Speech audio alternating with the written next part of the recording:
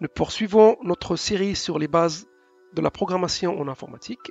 Aujourd'hui, nous allons voir l'utilisation des variables au langage C. Pour comprendre les variables dans un programme informatique, faisons l'analogie avec une boîte de rangement que vous mettez dans votre placard. Pour la retrouver plus facilement, vous mettez une étiquette sur cette boîte. Cette étiquette est évidemment le nom de la variable dans notre programme. Et chaque variable contient une donnée que nous pouvons récupérer ou modifier. Soyons plus concrets et allons tester tout ça avec un vrai programme.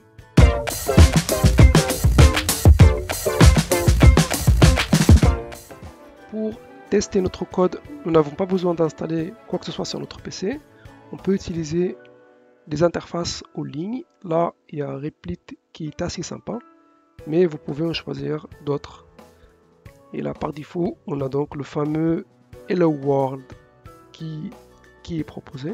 On peut l'exécuter avec le bouton Run tout en haut. Voilà, on a Hello World. On peut changer la phrase en mettant, par exemple, Salut tout le monde, pour que ça soit en français.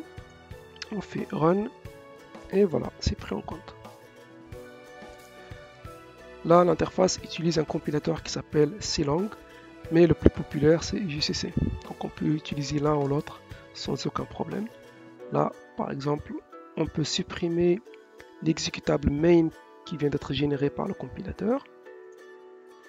Et on peut essayer de faire le test avec le compilateur GCC. Donc GCC-O pour dire output, le nom du fichier exécutable que nous voulons en sortie et le nom du fichier main.c.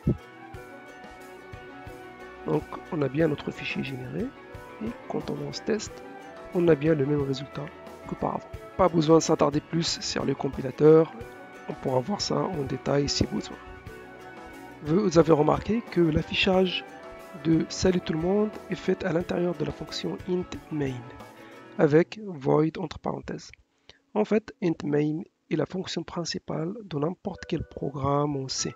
Sans cette fonction, le programme ne pourra pas compiler et bien sûr, il ne sera pas exécuté. Void signifie que la fonction ne prend aucun paramètre.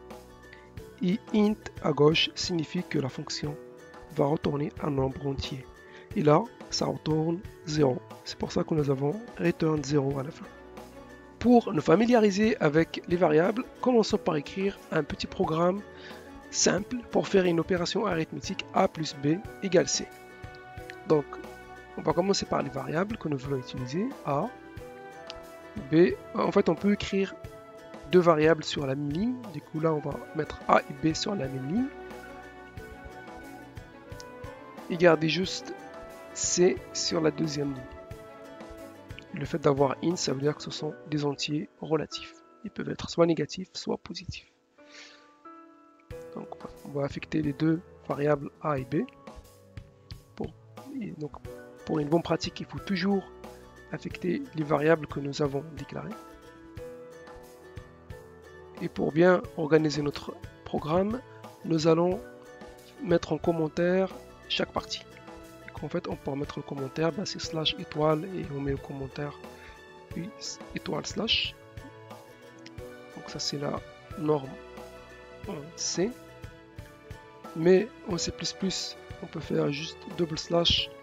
Mais avec les nouveaux compilateurs, tout ce qu'on peut faire en C, on peut le faire en C++ et inversement. Donc par rapport aux commentaires, je veux dire. Donc là, c'est la partie affectation. En haut, on va mettre que c'est la partie de déclaration des variables. Donc c'est toujours une bonne pratique de mettre des commentaires. Ça vous permettra d'organiser un petit peu votre code et aussi quand vous y reviendrez, vous vous rappellerez ce que vous avez fait dans chaque partie.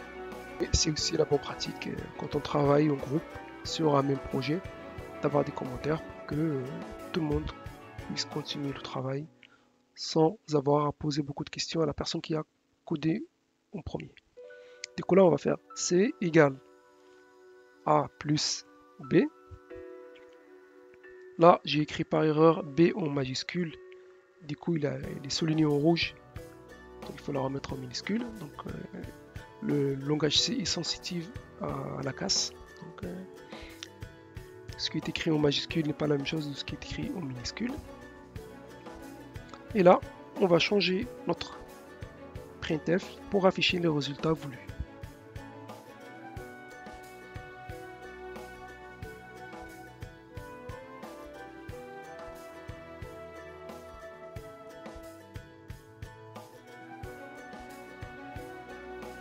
Du coup là, donc on a juste écrit que la somme de A et B c'est C. Et si on fait tourner notre programme, il nous a affiché la même chose. En fait, il ne sait pas ce qu'il y a dans les variables A, B et C. Et c'est tout à fait normal. Parce que ce que nous avons affiché, c'est une chaîne de caractères. Alors que ce qu'il faut faire, c'est lui dire comment récupérer l'information dans les variables. Là, on a juste changé les valeurs dans la chaîne de caractères. Ici, on change la valeur des variables. Ça ne change pas l'affichage. Donc, c'est encore problématique. Qu'est-ce qu'il faut faire pour que l'affichage soit dynamique et correspond exactement à ce que nous voulons afficher? Donc, on va écrire A et B et on va changer juste la dernière partie en mettant %d pour dire à la fonction printf que nous voulons afficher un entier. Elle ne sait pas ce que c'est ce entier là, mais on lui dit qu'on veut afficher un entier. Donc, pour donner l'entier qu'il faut afficher, donc il faut donner le nom de la variable qu'il faut afficher. Ici, après les guillemets, on va mettre virgule et le nom de la variable C dans notre cas. Et du coup, là, nous avons ce qu'il faut. Donc A et B, c'est 9. Donc si on prend 4 plus 5, ça fait bien 9. Et on va faire pareil pour A et B. Et du coup, de toute façon, printf, il affiche les %d en souligné en vert parce qu'on n'a pas le même nombre de variables que le nombre de %d. Et il faut mettre les variables dans l'ordre pour qu'ils soient affichés dans le bon ordre. Du coup, là, on va mettre A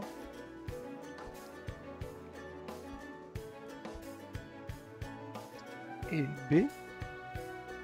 Il faut mettre un petit espace pour que ce soit plus joli à l'affichage, surtout à l'écriture du code. Donc ici, on va tourner et là, on a 4 et 5 égale 9. Ici, on change les valeurs de A et B.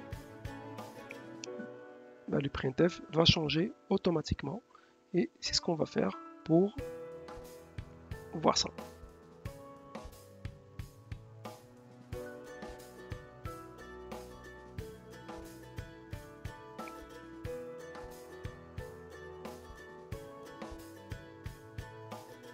Donc là, nous avons des opérations arithmétiques A++, ça veut dire qu'on va rajouter 1 à la variable A, et B moins, ça veut dire qu'on va soustraire 1 à la variable B.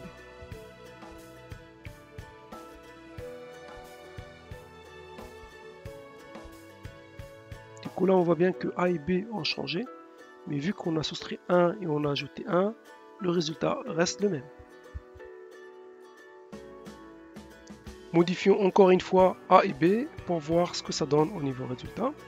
Du coup là on va faire A égale B plus 1, B est égal à A plus 1. Du coup là les valeurs pour A et B vont changer, donc ça fait 5 et 9, et 5 plus 6 pardon, ça fait 11 normalement, mais là on voit que le résultat est toujours 9. Et c'est tout à fait normal, parce qu'il faut se rappeler que le langage C est un langage séquentiel, c'est-à-dire que les opérations sont exécutées dans l'ordre.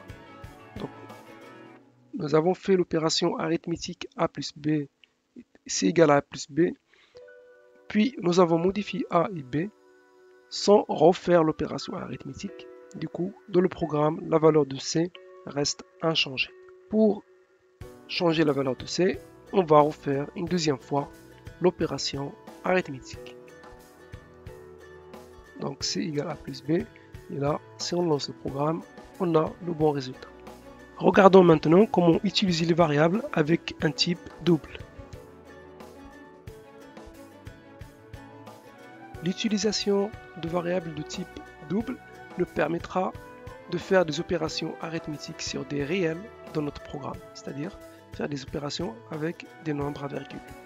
Ici, on va modifier la valeur de A en mettant 3,5, pardon, c'est 3 avec un point, 3,5 pour faire le...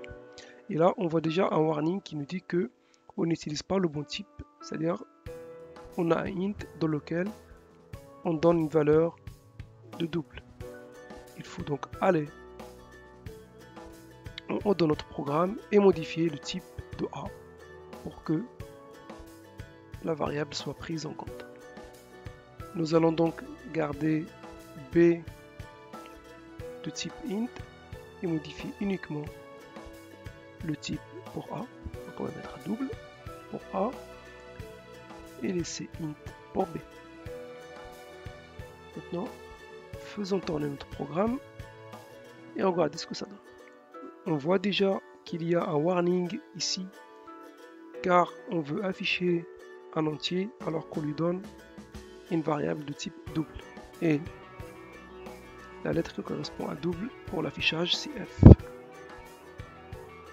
Ici, on voit bien qu'il a pris en compte A, donc on a 3,5, mais par contre, le résultat, on devrait avoir 9,5 et on a uniquement 9.